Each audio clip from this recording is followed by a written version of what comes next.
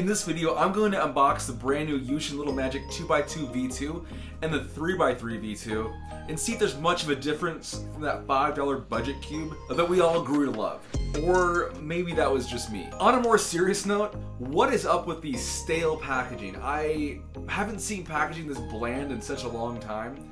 And I get that these are budget cubes, but I'm just so used to like other cubes putting emphasis on like really cool, unique looking packaging. So hopefully that has nothing to do with the actual like quality of the cube. But for now, let's get to this.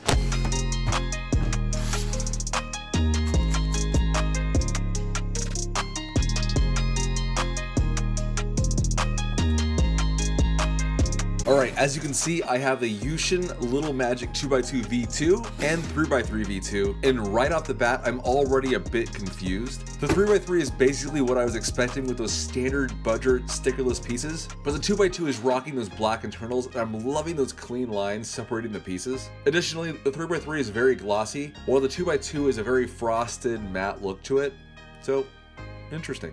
Going into the specs, the YuXin Little Magic 2x2 V2 is 50mm, weighs 59 grams, was released October 23rd, 2021, and you can get this for $7.55 using discount code HERO at checkout on speedcubeshop.com. Additionally, the YuXin Little Magic 3x3 V2 is 55.5mm, weighs 77 grams, was released again October 23rd, 2021, and you can get this for $9.45 using discount code HERO at checkout on speedcubeshop.com.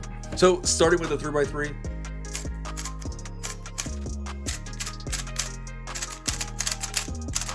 the turning is actually pretty legit for being on the more budget side of the cube. It's got a very stable feel to the pieces, and the magnetic strength isn't half bad. I'd classify it as more on the medium to strong side. Corner cutting, I'd say it cuts around that 50-degree mark, maybe more. And on the reverse corner cutting, it's struggling at that first line.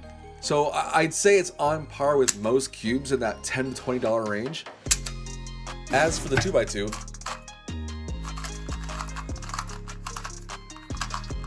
wow, this is much different than I was expecting.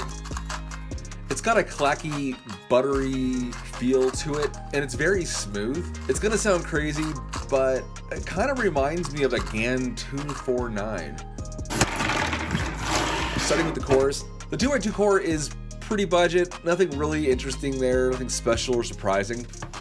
As for the 3x3, the core is also budget, but under that cap, what do we have here? It's kind of like a dual adjustment system. Granted, you have to manually tighten the screws, but it appears to have 12 different tensioning adjustments, which is a bit surprising for this budget YuXin 3x3. Well done, YuXin.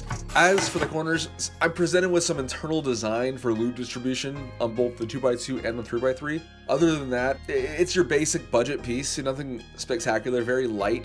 Finishing up with that 3x3 edge, it's got a very built-out torpedo for a tighter corner piece fit, which is nice. It makes for a more stable feel. Anyways, time to get these back together and give you some final thoughts. So overall, there are certainly pros and cons to both that make a compelling argument for these cubes. Starting with the cons, the 3x3 is noticeably budget in quality with a standard amount of qualities, while the 2x2 is very budget as well. And that's about it. As for the pros, there are certainly more things to be excited about. I'm loving the feel of the 2x2 and how honestly it could be someone's technical main, as well as the adjustments on the 3x3 in that tension adjustment system. The prices may be nowadays budget due to inflation, but these are certainly upgrades from the V1 predecessors.